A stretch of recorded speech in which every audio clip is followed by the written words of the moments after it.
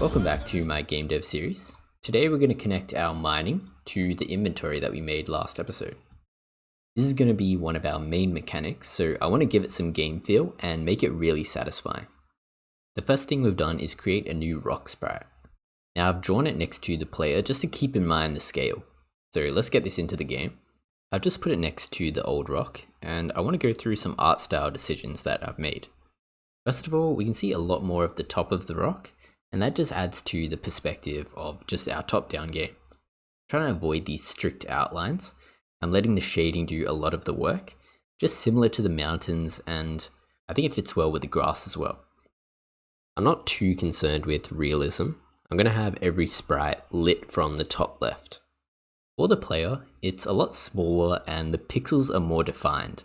It clashes a little bit with the style I've gone for with the rock. Honestly, I think that's a good thing because it kind of draws your eye to the player. As long as I match everything else to this kind of rock style, then I think we should be good. Now with this game feel stuff, I have no idea what I'm doing, so this might be a lot of trial and error.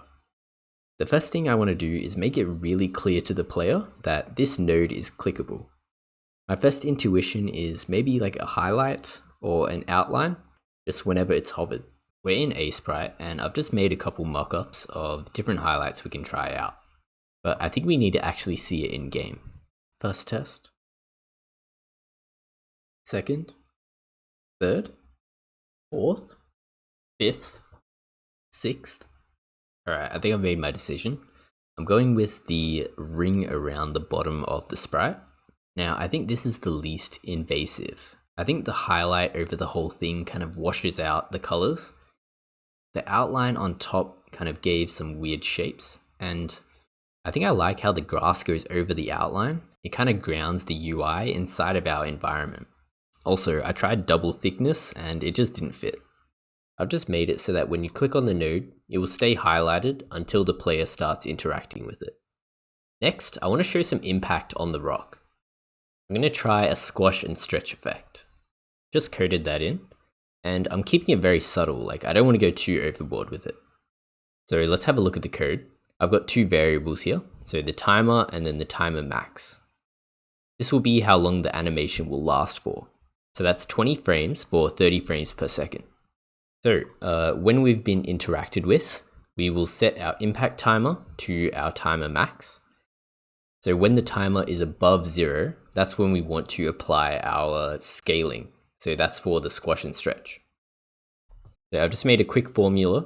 We're just taking the percentage of where the timer is currently at, adding it to our X scale so it becomes longer horizontally.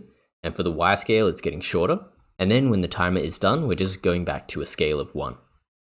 I just thought about adding our animation to the hover as well. So I've just added half of that and it feels really nice. Honestly, just moving the mouse around feels really good to play with. In the code, I'm just setting our timer to half our max. I've also just added it to when we click on it. So now when we hover and click and then mine, it will all have the scaling animation. Now let's move on to our inventory. Now I'm just going to have this in its own object, just to keep it separated from everything else. And we're going to store all our inventory information inside of an array. So how many slots we have is the size of the array. And then the value of it is going to be a struct. So this struct is going to have information about the item. So what type it is and how much of it do we have. So we've made our inventory array and it's just 3 blank slots. I'm also just going to add a capacity to our struct. The next thing we're going to do is add a new script. And this will be for adding items to our inventory. It's just going to have 2 arguments. So what type is it? And then how many are we adding? Alright, I've had to do a lot of debugging to sort this out. So I'll show you what I had before. So we're not doing item amounts. We're only adding 1 item to our inventory at a time. And I'm just going through each slot 2 times.